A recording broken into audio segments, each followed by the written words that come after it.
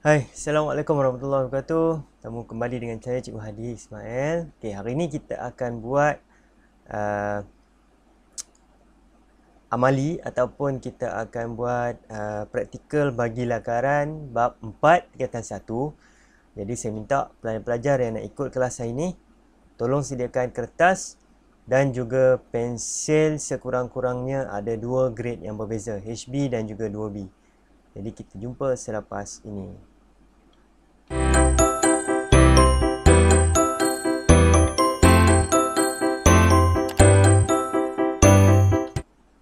Okey. Baik, lakaran oblik.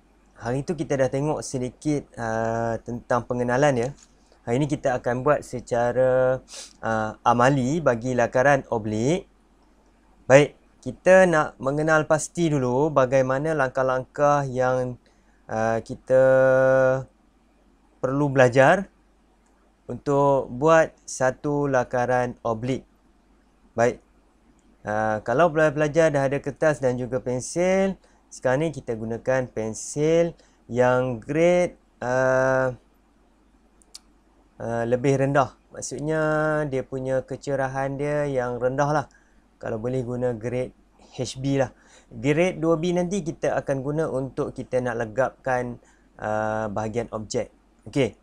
Baik, kita tengok apa diperlukan. Langkah yang pertama, lakarkan paksi mendatar X dan paksi menegak Y. Okey. Mendatar X. Mendatar X, kita akan buat paksi mendatar di sini. Okey.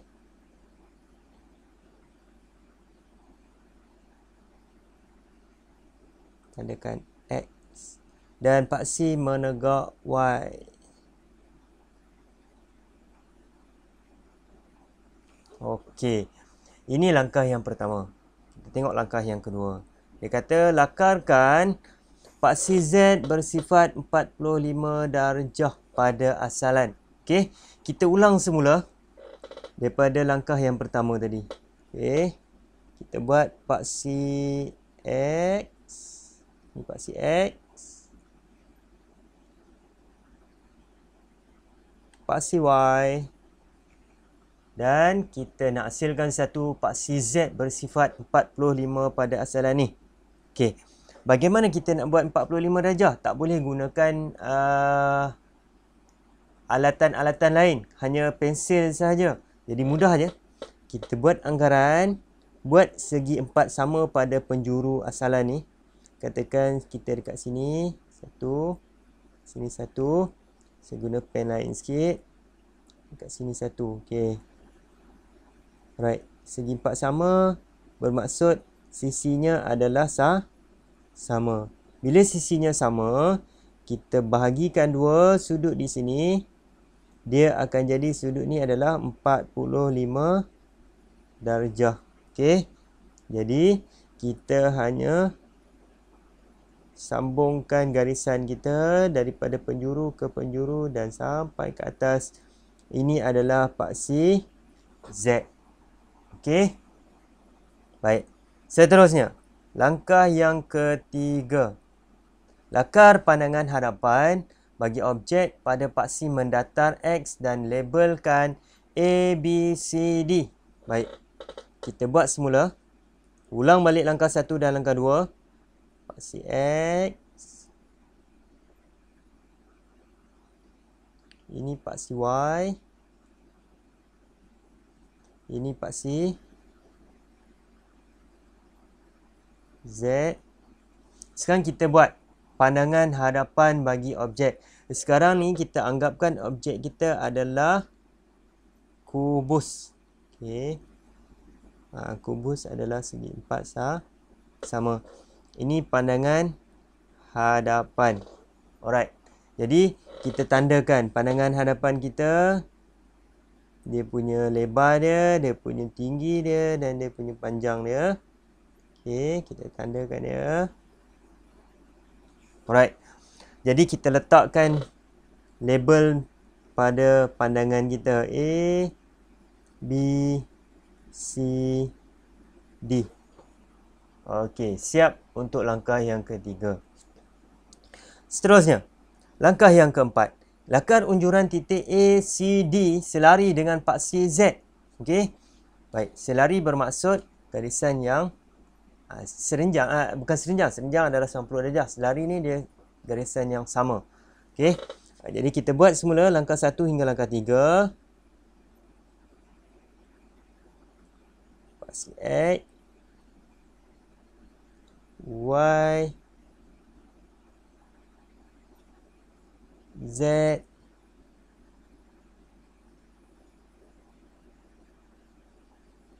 okey. Tandakan dia tadi A, B, C, D. Sekarang dia nak A, C dan juga D. Dia minta supaya kita unjurkan. Jadi kita unjurkanlah. Unjurkan sini A. Selari dengan paksi Z ni, paksi Z kan. Jadi selari. Unjuran ni adalah selari. C pun kita unjurkan. Walaupun dia berada di belakang, tak apa. Kita unjurkan dia dulu. Okay. Kita unjurkan semua. Okey. Jadi sekarang kita dah unjurkan dia. Kita terus ke langkah yang ke-5. Tandakan panjang objek pada garisan selari B dan tandakan sebagai O. Baik, kita ulang semula. Kalau kita nak mahir, kita buat berulang-ulang sampai kita ingat dia punya step. Sebab soalan bagi lakaran ni, macam tahun lepas, dia tak minta suruh lakar, dia minta apa langkah-langkah dia. Itu kena ingat dia punya langkah-langkah. Sebab tu bila kita ulang-ulang ni, proses dia kita akan mudah ingat. Okay, Z. Tadi kita dah buat okay, A, B, C, D. Kemudian kita dah unjurkan dia.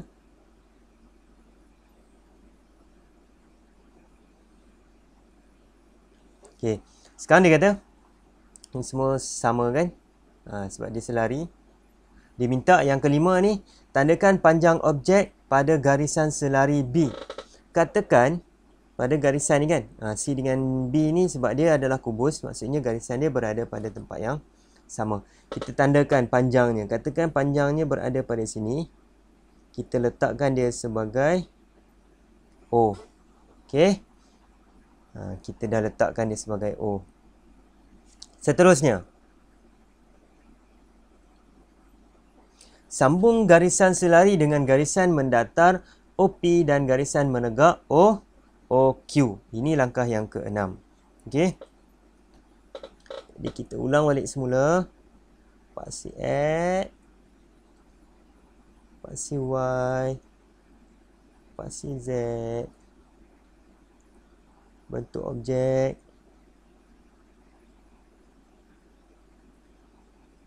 Unjurkan. Okey, tadi adalah berada pada sini O. Dia kata sambung garisan selari, garisan mendatar OP.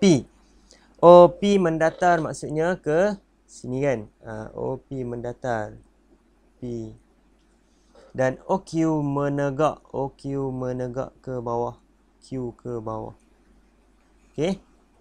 Sekarang kan kita dah nampak dia punya bayang-bayang objek kita. Alright. Seterusnya, langkah yang terakhir. Legapkan objek yang dikehendaki. Okey, balik semula langkah 1 hingga langkah 6.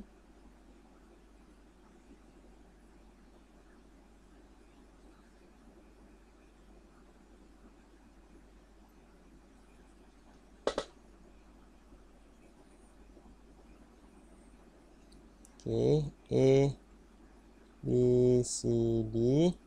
Sini O. Bawah tadi ini Q. Mendatar tadi ini P. Baik. Kita dah dapat tahu bentuk objek kita lebih kurang macam ni. Kan? Jadi, kita legapkan dia. Saya gunakan yang besar sikit.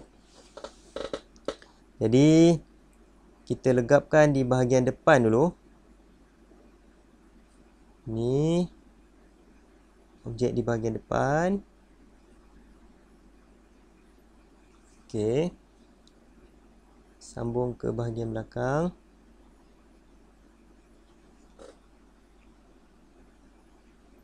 Mendatar OQ dan AP. Okey. Kita dah dapat bentuk objek kita. Tapi ada benda yang tersembunyi, garisan yang tersembunyi. Apa perlu kita buat? Ini bagi garisan yang tersembunyi. Okey. Apa yang perlu cikgu buat? Apa yang perlu pelajar-pelajar buat? Pelajar-pelajar perlu tunjukkan di mana garisan tersembunyi itu wujud. Jadi kita akan gunakan garisan putus-putus. Ini garisan putus-putus. Sorry. Kita guna yang kecil sikit lah. Okey. Right. Kecil-kecil sikit.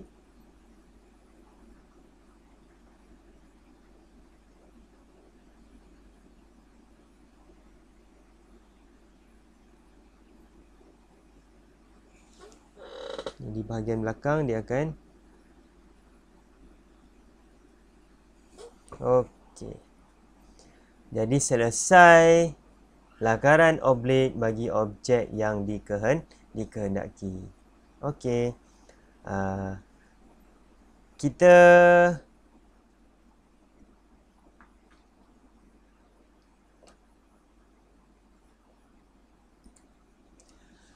kita nak hasilkan satu latihan.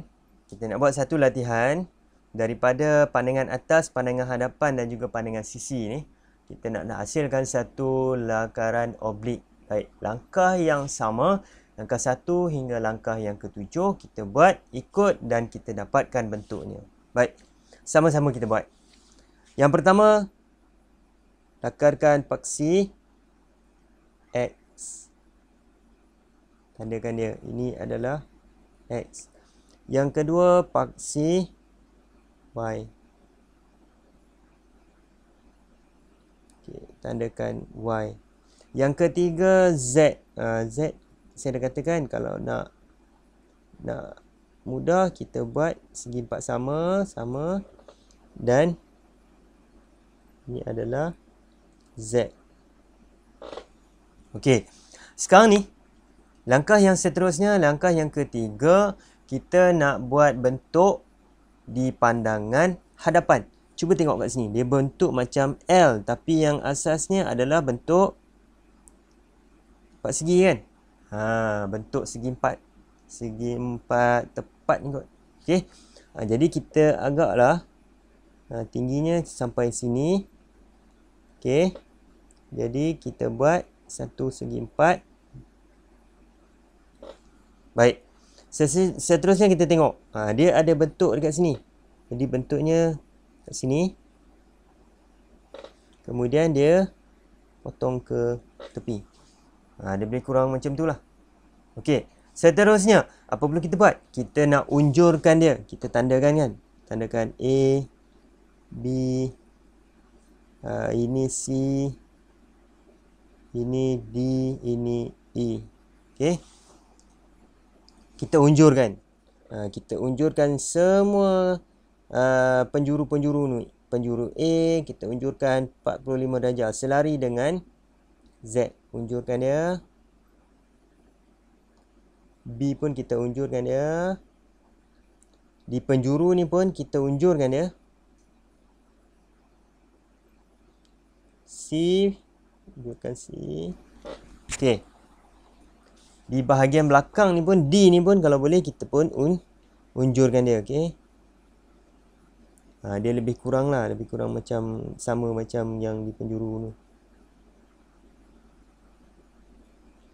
Okey. Baik. Sekarang, apa perlu kita buat? Kita tengok di bahagian pandangan atas. Dia punya jarak dia lebih kurang panjang ni. Jadi, kita tandakan pada sama ada kita tandakan pada ni lah. Di bahagian penjuru ni yang kita unjurkan kat sini. Kita tandakan O kat sini. Sama keadaan macam tadi. Kita unjurkan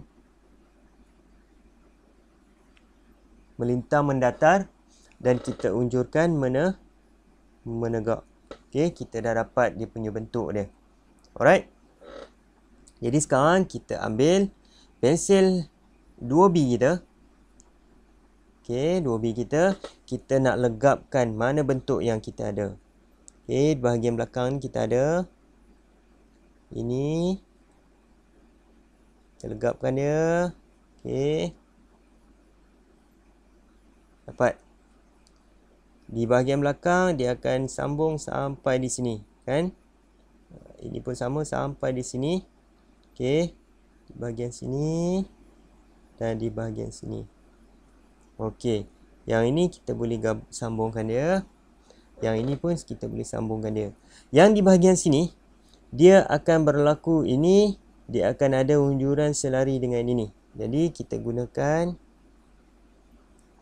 ini, kita unjurkan mendatar ke bawah, ini menegak. Okey. Jadi kita dapat bentuknya. Yang ini ke sini, yang ini ke sini, dan di bahagian dalamnya kita akan ada satu garisan. Okey. Seterusnya di bahagian dalam ni dia akan wujud satu garisan juga. Okey. Yang mana dia adalah di bahagian permukaan terlindung, dia adalah garisan putus. Okey. Baik. Jadi siap untuk contoh dan juga bagaimana melakar lakaran oblik dan juga latihan untuk lakaran oblik. Semoga bermanfaat untuk para pelajar dan kita akan berjumpa kembali untuk latihan yang seterusnya dan juga lakaran bagi isometrik. Jangan lupa tekan subscribe dan tekan butang loceng. Terima kasih. Assalamualaikum warahmatullahi wabarakatuh.